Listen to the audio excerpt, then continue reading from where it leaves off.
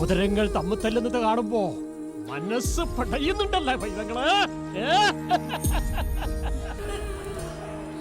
5 നേരം നിസ്കരിക്കുന്നവളല്ലേ നീ? തമ്പുരാനെ എന്ന് കൈകൂപ്പി പ്രാർത്ഥിക്കുന്നവളല്ലേ നീ? വിഷമിക്കണ്ട.